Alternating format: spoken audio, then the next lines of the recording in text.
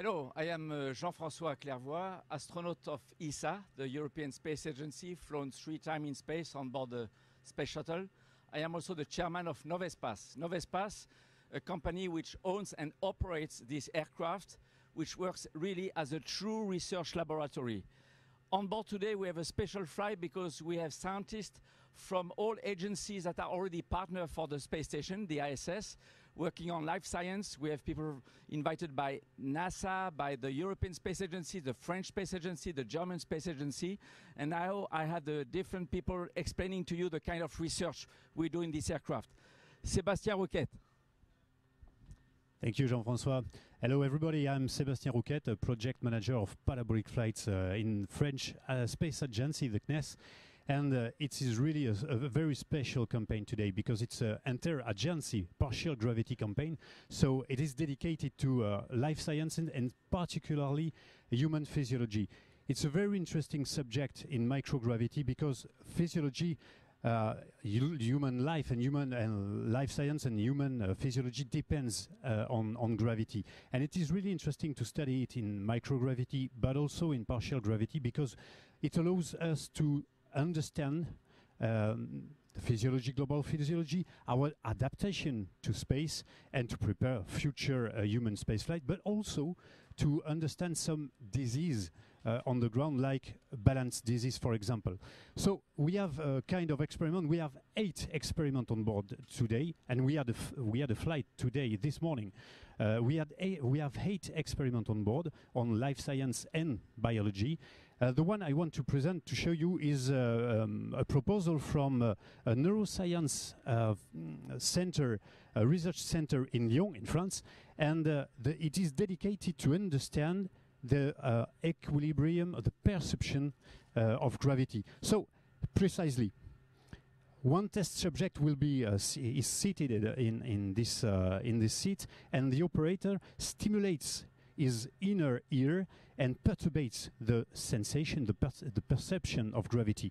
So perception is a very, very complex system. It grabs information from the eyes, from sensors, body sensors, but also the inner ear, which is also called vestibular system. So when perturbated vestibular system, you perturbate all the system. And it's really interesting to understand what happens in partial gravity.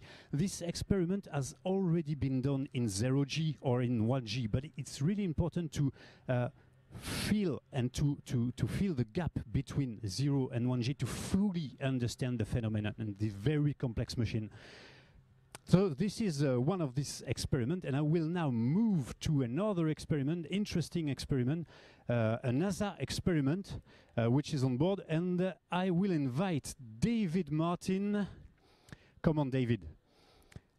I will invite David Martin to tell us a little bit more about this very interesting experiment.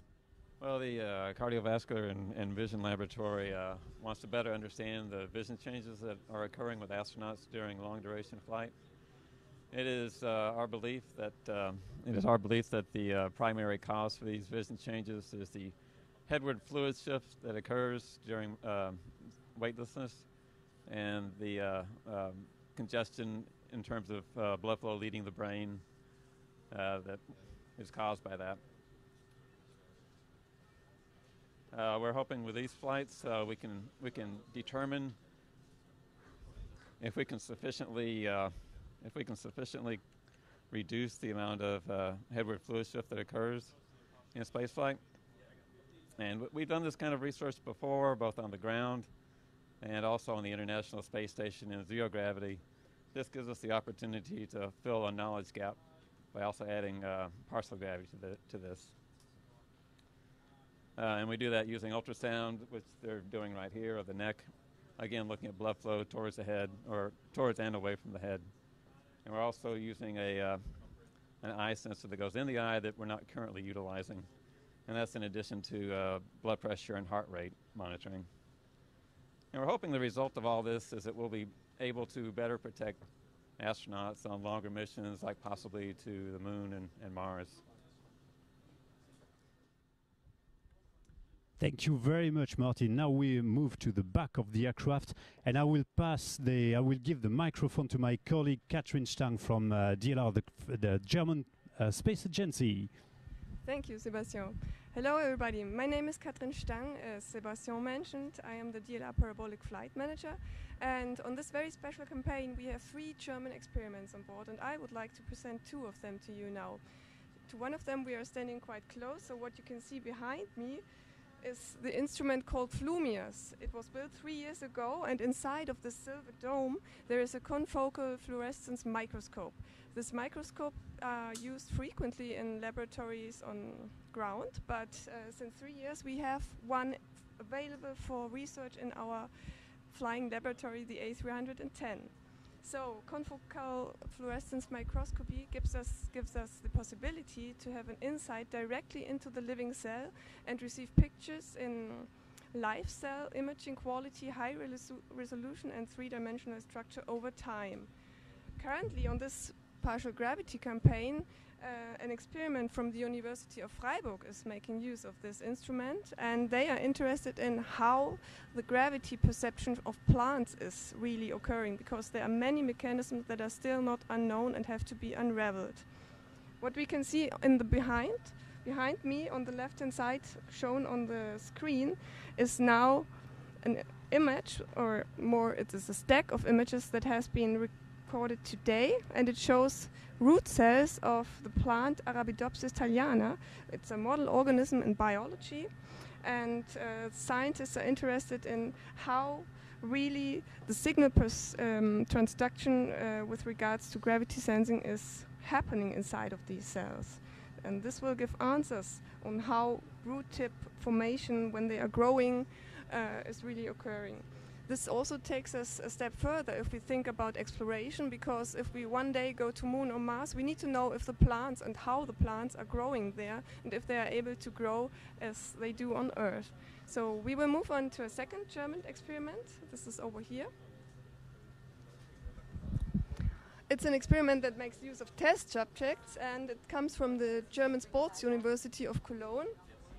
So the scientists are interested here in this experiment to get new insights by applying the partial G levels and learn more about how the human brain reacts to this partial G levels, especially how the neurocognitive performance is doing under partial gravity levels. What you can see here is one test subject. It is equipped with an EEG.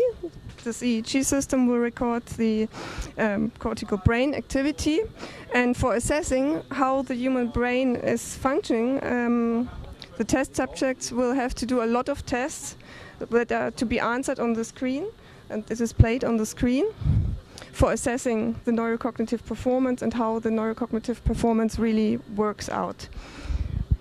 It has been found on former microgravity campaigns that there was a positive impact of these short-term microgravity levels which the test subject was exposed to.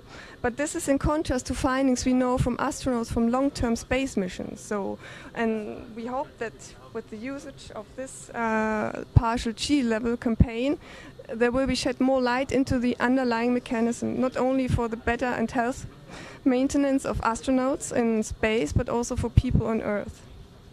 I'm handing over now to Neil. He's standing close beside me. Please, Neil. Thank you very much, Katrin.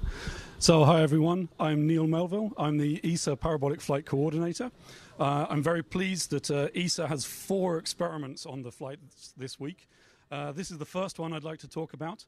They're from TNO in the Netherlands, and they're investigating the concept of self-tilt. Now, we're all quite good at knowing which way is up in gravity. Even if we close our eyes and tilt our head, we're still pretty good at it. But the tilt does make us worse, and definitely reducing gravity makes us worse at this. We know that in zero gravity, you have no sense at all of which way is up. So this experiment is investigating the various reduced gravity levels and changing the tilt, and asking these guys wearing a virtual reality headset to control a line inside their field of vision to point the way they think is up. So we're perturbing their physical tilt, we're perturbing the gravity, and we're asking them to give us their self-tilt. And this will tell us a little bit more information about when self-tilt information starts to break down in these low gravity environments, which will tell us what kind of gravity we will need for long-term space missions to be able to maintain a human orientation. So let's move on to another experiment, also from the Netherlands, from the Erasmus University in Rotterdam. It's quite related. They're also looking at this kind of phenomenon.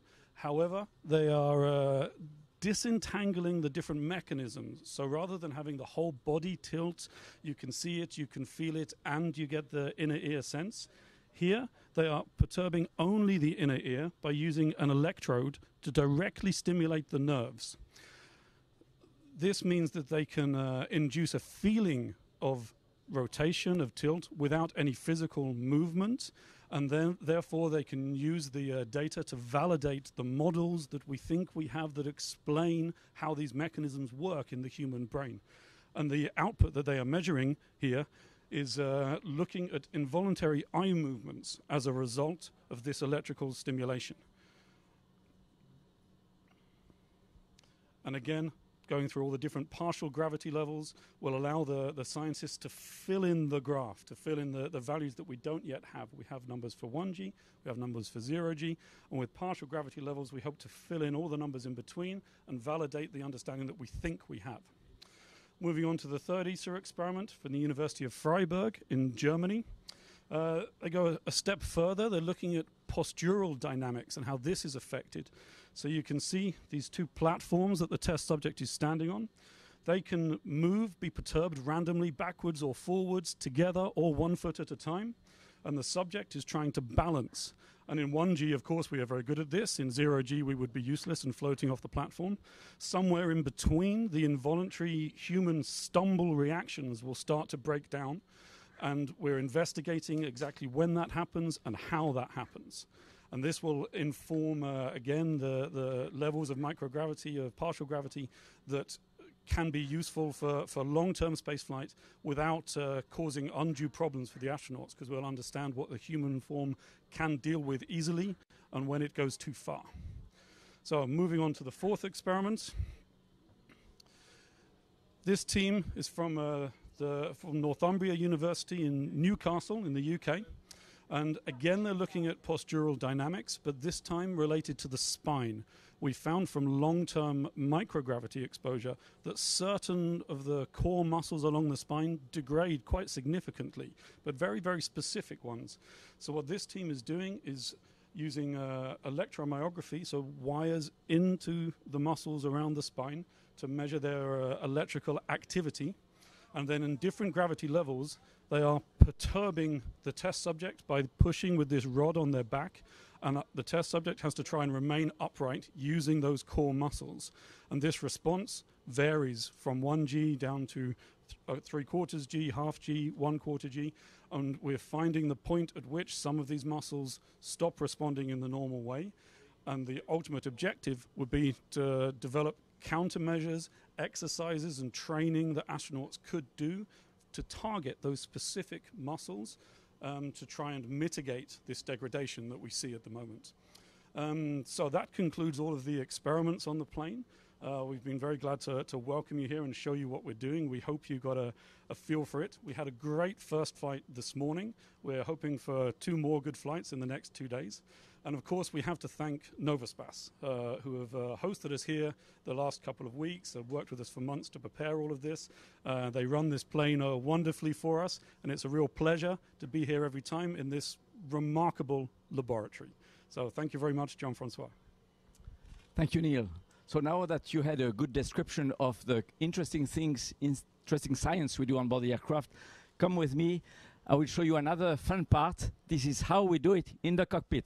So I will pass the microphone to Thomas Pesquet, and together with the chief pilot, Eric Delsal, they will describe how they do it. They do it in the cockpit. You see, it's very unusual. Thomas. Thank you. All right, hi everyone, welcome to the cockpit. So this is where the magic happens. I'm sitting here with Eric Delsal, who's our chief pilot. Anything that flies in the world, he flew on it, guaranteed, except maybe the birds, but that's not even sure. And so the way it's done, it's very special. It's a rather old plane. It's not really high technology. It dates back from the 70s. And the way we use it, contrary to any other type of airliner, we fly it 3 pilots at the same time, which is very special. One pilot is going to be in charge of the roll axis, using those straps on the control wheel. Second pilot is going to be in charge of the pitch axis, and for the pitch axis, as you can see, there's a second stick that only has pitch. You cannot roll with that stick because you don't want to give inputs on the roll axis. You're only ever managing one axis. Pitch axis up and down, roll axis inclining the body of the plane, and the third pilot is going to be sitting here and he's going to manage the engines. So he's in charge of controlling the speed and the acceleration on the x-axis of the aircraft. So the way it's done, we're in level flight, steady flight level 200, which is 6.5 kilometers pretty much, and we pick up some speed up to 325 knots, which is almost the maximum speed, airspeed of the plane. Once everybody's ready, the roll pilot is in charge of the timing of the maneuver, and he's going to make the announcement. He's going to start the maneuver. The pitch pilot is going to slowly pitch, and then he's going to follow 1.8 G on the accelerometer, which is the only instrument that we've added on that plane. Everything else is pretty much standard, but for the accelerometer. You follow 1.8 G, pitch up, pitch up, pitch up until a pitch angle of 47 degrees, which is really high. If you take off in an airliner, it's 15 degrees, 17, 20 degrees maximum, so it's more than twice as much. 47 degrees, the pilot controlling the engine is going to reduce to idle thrust. 50 degrees, the roll pilot is going to give the instruction to inject on the parabola, and once you're on the parabola, you're on a ballistic flight. You're not really airborne anymore, you're like a cannonball. You're on a ballistic flight. You follow the 0 on your accelerometer when you're a pitch pilot. The roll pilot is going to use the straps to control the inclination of the aircraft. And it's really important that we keep our wings level. And so the roll pilot is going to take care of this. He's going to follow the maneuver. He's going to give all the instructions. And the pitch pilot is focused on the 0. So you start to pitch down, down, down, down, down. The nose goes down below the horizon and all the way down to minus 45 degrees, which again it feels like it's almost vertical, and you're going to hit the earth really soon. So the aircraft is obviously picking up a lot of speed. And again, on the instruction of the pilot, you're going to do your pull-up maneuver, and then you follow again 1.8 G and come back to a level flight. If the maneuver has been done perfectly, which it already is, let's be honest, and if the headwind or the tailwind is not too strong, you come back exactly where you started, flight level 200, 325 knots. So that's one parabola, and then we're doing 31 parabolas for 0 G during a flight. Today, for this week, we're also experimenting with different levels of gravity. We're targeting 0.25 Gs, 0.5, 0.5, and 0.75. So it's the same principle, not exactly the same maneuver, but same principle, different targets on the accelerometer. So that's it in a nutshell. Now you know how to fly a parabolic flight. There's only 7 pilots in France that are qualified to do this, and in Europe. And they are obviously, yeah, and we're 2 of them. You got 2 of them, the chief pilot and the younger pilot, the beginner. So thanks for following this Facebook Live, and we hope to see you maybe on an Air 0G flight. You can discover the weightlessness in the cabin and have fun, and we'll be in charge of taking care of you. Thanks. Thank you, Thomas. And you can go on the website air0g.com. Everything is explained about this aircraft. And we explain also the kind of research we do on board. Bye-bye. Thank you.